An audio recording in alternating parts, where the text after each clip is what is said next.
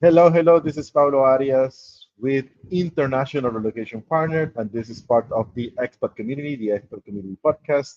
And today we have free Spanish classes. Free Spanish classes with we speak Spanish. Our professor is almost ready to go, but I just wanted to quickly share what is that we're doing here. We are happy helping people move and relocate abroad. We created this group the expatcommunity.com Costa Rica group to help people learn Spanish, learn about Costa Rica, learn about Mexico, learn about Panama. And today we have our weekly free Spanish classes that I hope you guys enjoy. Please collaborate, participate, make your questions, comments. And with that, with anything else to say, let me introduce to you guys our professor. And before that, our intro.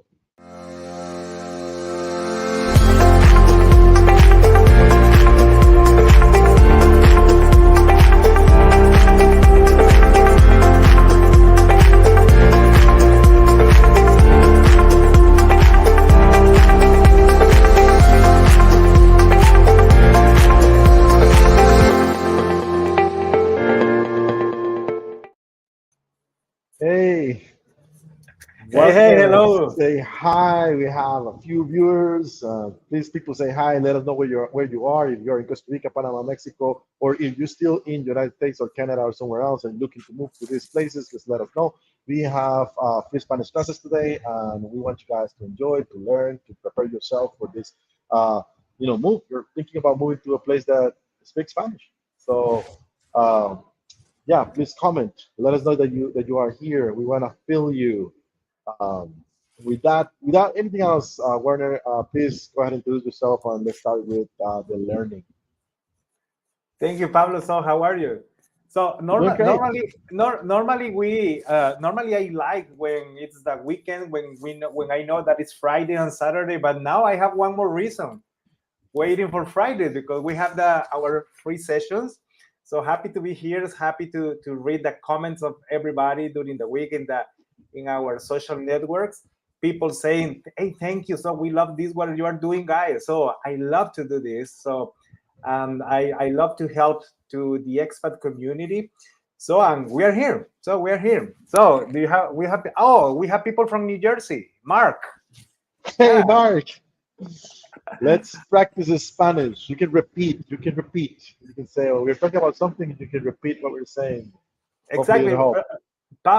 Pablo, and remember that I want to say to all the people that is now connected with us, like I want to interact with students in this session. So if you want to participate, so now in the expat community, there's a link where book, you can book your space in this classroom. So it will be funny. So you will be with us. This is not only speaking in my for my own, if not like I will be sharing with students. So remember, it's 6 people per day. So I hope that next class we can have our first 6 students. I know that there's one student now, but hey, please, So, if you want to participate, tell me, Pablo. so basically, Mark, just to give an example, Mark is seeing this. Um, if you want to be part here, be live on this, and if you have Exactly, exactly. a computer and a camera and maybe a microphone, and you want to do the practice live with everybody, everybody will see you on a and this will be recorded, and is being shared to a 29,000 member group for Costa Rica expats who are looking to move to Costa Rica, and we also created a group for Mexico and for Panama. So you will be live. We'll be practicing in Spanish live. It will be funny. Yeah, we'll learn. Exactly, exactly. So because everybody can see us and everybody can listen me, but in this case, the idea is to interact with all of you. Okay. So Pablo, do you remember the topic that we are studying? Por ampara. Remember? Yes, Yeah, por yes, ampara. So yeah. every week the students they say in classes, Wagner, oh no. So who create the uses of por ampara? So because we know these two prepositions are difficult to to use because and we need to practice. Okay. So if we are ready, we can go to my desktop. Let me share my desktop. So when you're looking for that, just remind everyone you're welcome to comment. You're welcome to say hi to the community. Yeah, we'd love to hear you, see you here. Mhm.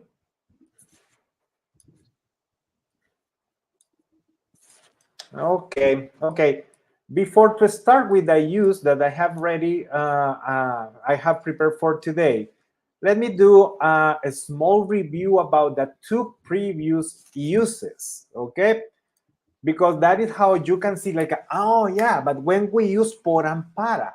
So the idea is like in the first day, in our first session, so we saw the uses of por and para, especially when in the conversation we have a motive, we have a cause, or we have a reason, okay? Mm. So remember, entonces we will use para plus a verb, and we will use por when we have a noun. But it's easy when you see this with one example. Remember, this was the example that I gave that day. So, for example, when you say in English, I drink water to have good health. So, in this sentence, in English, you don't use por. So, in this sentence, you don't use para. But in our case, we should use it, okay? Because the use of para is to connect these two ideas. So when you say in English, I drink water to have good health, the normal mistake with the students in Spanish is when they say, yo bebo agua, tener buena salud. This is what they say. Yo bebo agua, tener buena salud. Sin embargo, however, what we need to use in Spanish here is para. Why para? Because if you see after para, we have a verb. We have one infinitive verb. So we need to say, yo bebo agua para tener buena salud. But if you see also exactly with the same sentence, we can say yo bebo agua using por, but after por, we need to use a noun, and my health, it's a noun. So using exactly the same motive, the same cause, the same reason, but and we can use both. We can use para, but remember, if you use para, we need to use an infinitive verb, and if you use por, we need to use a noun. Let's read this example again. Yo, if you are with me, I want also that you read, okay, there where you are. Yo bebo agua para tener buena salud. Número dos, number two, yo bebo agua por mi salud. So in this case, we are using both. This was the use number one. In the last week, we saw one more of the uses, but now it was talking about time, okay? Remember that I started my class saying like sometimes my students, they say this, yo vivo en Costa Rica para 2 años. Yo estudio español para 6 meses. Yo trabajo para 8 horas por día. And I said that if you are saying this, it is wrong. Okay? Why? Because in this case, you are talking about period. You are talking for how long are you living here? You are talking about for how long are you studying Spanish? You are talking about for how long are you working? We consider that a period.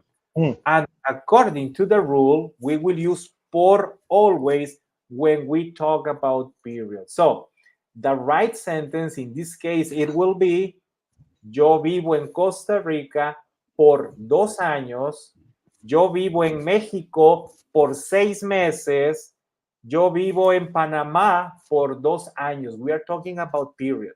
Yo estudio español por 6 meses. Yo trabajo por 2 horas. Yo trabajo por 8 horas. So always when we talk about period, we should use the preposition por. Okay, Wagner, but talking about time, in what cases we should use para? We will use para always when we talk about deadline. So we will use para when we talk about fecha límite. Fecha límite, it's deadline. Or we will use para when we talk about celebrations. Okay, let me remind you one of the use or one of the examples. For example, this one. Yo necesito terminar el reporte para mañana. I Mm. need to finish the report. I need to finish the inform for when? When is the deadline? Tomorrow. So that's why For we will tomorrow. say exactly. I need to finish the inform for tomorrow. But we are not going to say por. We are going to say para because the use of para is when it's a deadline. Yo necesito dinero. Oh, okay. When do you need the money? I need money. When do you need the money? The deadline is on Monday. So when you say I need money for Monday, we need to say yo necesito dinero para el lunes. Okay? So see this. This is the easy way to learn the uses of por and para. So the first time, talking about motive, reason, or cause. The 1 week ago, it was talking about time. But Wagner, about what is the use that we will study today. Okay, let me go there. Um, okay, these are sentences. These are sentences that you students they used to say. En la tarde voy por la escuela. In the afternoon, I go for the school. Mm. Mm. Mañana voy por la playa. Tomorrow I go for the beach. On Sunday I travel. El domingo viajo por Los Ángeles. On Sunday, on Sunday I travel for LA. Okay, this use. Okay, Wagner. So is this correct or is this incorrect? This is incorrect. Okay. Why? Because now here we will talk about one rule that we use when we talk about places. So in the previous rule we talk about time, but now here we are talking about places. Okay. When we use por, when we use para. Okay, let me tell you that we should use the preposition para always when we talk about our final destination. Okay, so in this case, en la tarde voy. Where did you go in the afternoon? Is the school your final destination? Yes, that is where you need to use, instead to use por, we need to say para. En la tarde voy para la escuela. The school is your final destination. That's why we need to say para. Mm. Oh, well, we are in weekend. We are in the weekend. Where are you going tomorrow? Where is your final destination? Of course, beach. In this case, instead to say mañana voy por la playa, we need to say mañana voy para la playa. Okay, Pablo, can you see this? El Yes, I domingo am. viajo por Los Ángeles. If Los Ángeles, if LA is your final destination, so in this case, we need to say para Para. los para Los Ángeles. Exactly. Para. It'll sound And like, basically, it'll sound like on Sunday, if I do it wrong, right? If I pick the wrong way to say it, if I say por, it'll sound like on Sunday I will travel to Los Angeles, but it's not in Spanish. It would not sound like that. It's like for. I will travel for Los Angeles, like if you were traveling for the Angels. It will sound really weird. So yeah, in this case, it's exactly. para. But here the point is that we need to see that we are talking about our final destinations, because we will see the use of por. So, okay, let's give more examples about the use of para. For example, okay, Pablo, where do you go next week? Next Are week, you I going to promise to. traveling to Mexico to I'm not traveling for the next few days. I'm going to Panama, I believe in May, first week in okay. May. So we can talk Okay, so about Panama. you can say that Pablo va, Pablo en mayo, okay, en mayo Pablo va Panama. So that is the final destination. That is the final destination of Pablo. En mayo, Pablo va, and because it's the final destination, we need to say para. Pablo, en mayo, Pablo va para Panama. You said something very interesting. That is also another way to say this, Pablo, because, for Mhm. example, you can say, en mayo, Pablo va a Panama.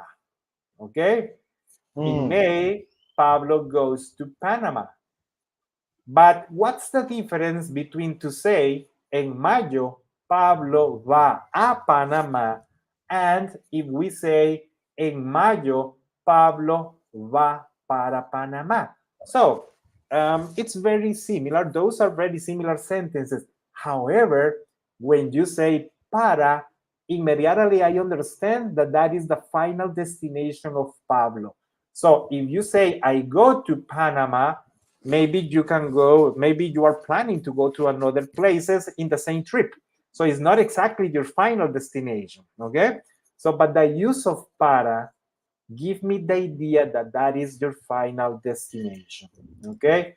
One more example. Mañana, o hoy en la tarde, voy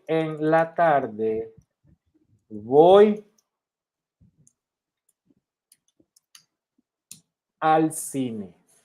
Hoy en la tarde voy para el cine. Today in the afternoon, I go to the cinema. Okay? So the use of para, it's indicating me that that will be my final destination this afternoon. Okay? Hoy en la tarde voy para el cine. Okay? One more example.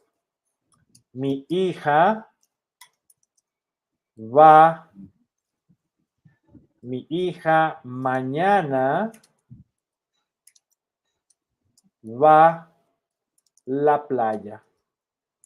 Where is the final destination? The beach. So in this Para. case, para la playa, exactly. Mi hija mañana va para la playa. Tomorrow my daughter goes to the beach. Okay? Okay, so entonces, this is the first part of this rule. We will use para always when we talk about the final destination. Okay?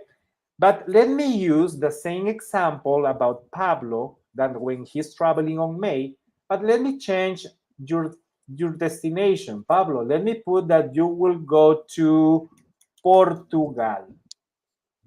Okay? En mayo, Pablo va para Portugal because I know that you are doing business there. So, en mayo, Pablo va para Portugal. Pablo, how many ways can you use to go to Portugal? Flying. Flying, It's, okay. Okay, I can very fly. good. I can Uh-huh. get maybe a boat. Okay, That's the but only. it's okay. It's okay flying. Okay. You can go to Portugal through what places? For example, Costa Rica, Panama, Portugal, Costa Rica, Los Angeles, Portugal. How you can go Mhm. to Portugal? Yeah, I actually did some research. We had an international event in Portugal, and from Costa Rica you go directly to Spain. There's a Okay. direct Iberia flight. That's the name of the airline. Spain, Lisbon, or you can also go directly, I believe, into Frankfurt, Germany, and from Frankfurt, Germany to Lisbon, or you can go France, Paris, Paris, Lisbon. Those are the options from Costa Rica. Exactly. Okay, very good. There, in those old cases or in those all options that you gave me, is where we need to use por. Okay, because why? Because we will use por talking about places when the meaning of this is around or through. So, Pablo va para Portugal, and I can say por España. So España is the way that Pablo he will use to go to the final destination. Okay? Entonces, this is the complete sentence. En mayo, Pablo va para Portugal por España. So it means por España. En mayo, Pablo va para Portugal por España. The idea or the use of para is to indicate that that will be the final destination of Pablo. But the use of por give me the idea that that is true, where Pablo is going to España. Maybe in this trip you will go through España, but maybe next time you will go through Alemania. So Alemania and España, Spain and Germany, here they are not the final destinations. If not, that is the city that Pablo will use to go to Portugal. Okay? For example, Pablo, if I go to Playa, I don't know, Playa Dantas en Guanacaste. Mañana mi hija va para Playa Danta. If I want to go to Playa Danta or Playa Potrero,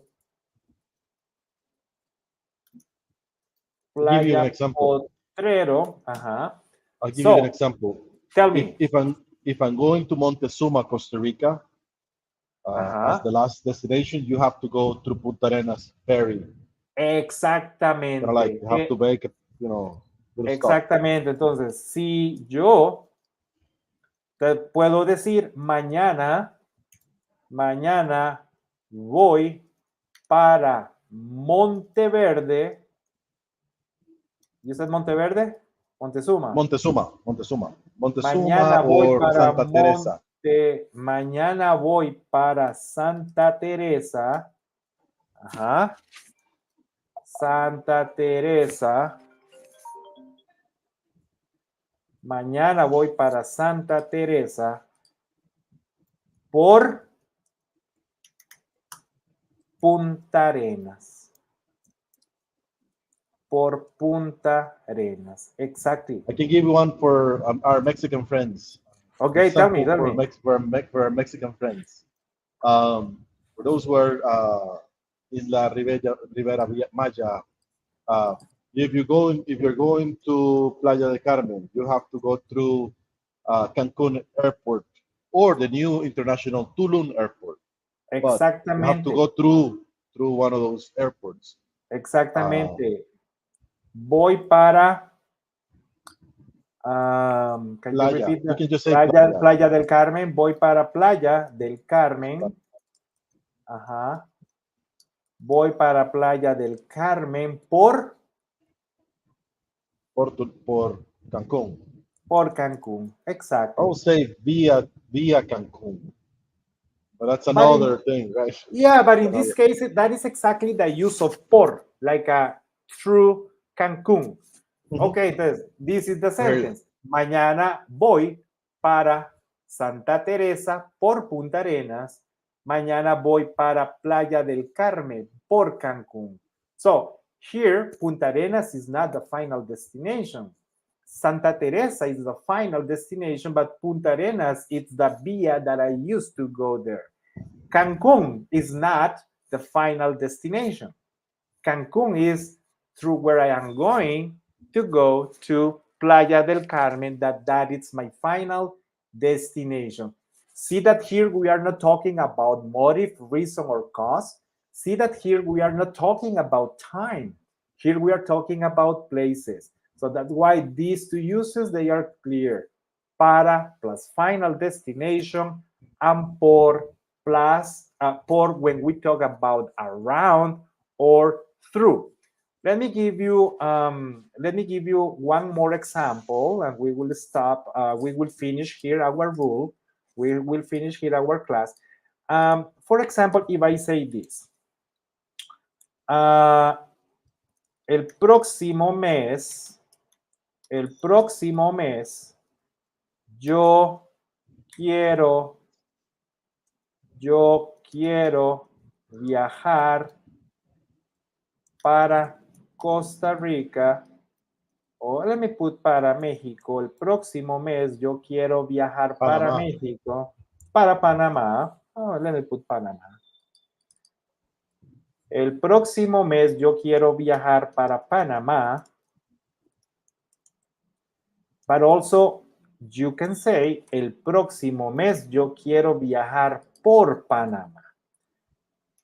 Okay, we can say both.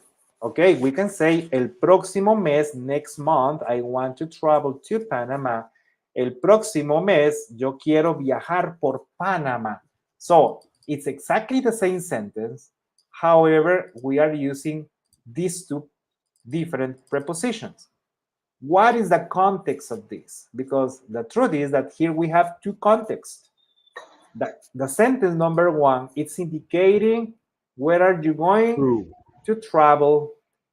I want to travel to Panama. True. But the second one is telling me that you want to travel around Panama. So you want to visit Bocas del Toro. You want to visit Panama City. You want to go to the Canal de Panama. You want to go to all the places that you can go in Panama. So the use of para, final destination, the use of por, through, or also that indicates that you want to travel around this country. Okay, Pablo, interesting. That's This is interesting. I think I had people asking, what is the level of the class? Is it beginners, middle? I feel this is kind of like a middle high, more complex class, but I know you have classes for all levels in your language school. Uh, so yeah, this is um, I think it's a little like middle to high. We have people learning today. The key here is practicing and lose their fear of practicing.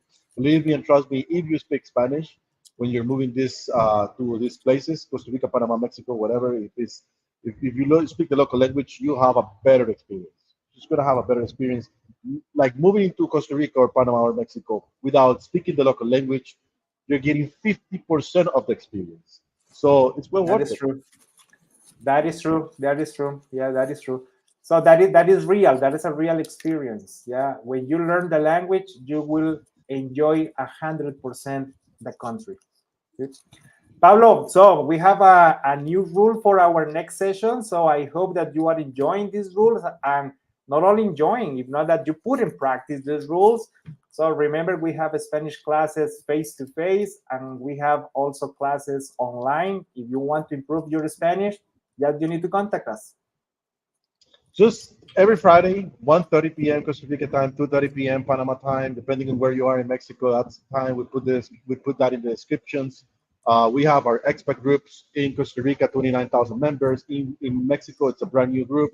We are also launching a group in Panama, and all of this could be found at the expatcommunity.com, where we have articles translated from Spanish to English. We have podcast interviews. We have many different tools and resources that are free for the expat community.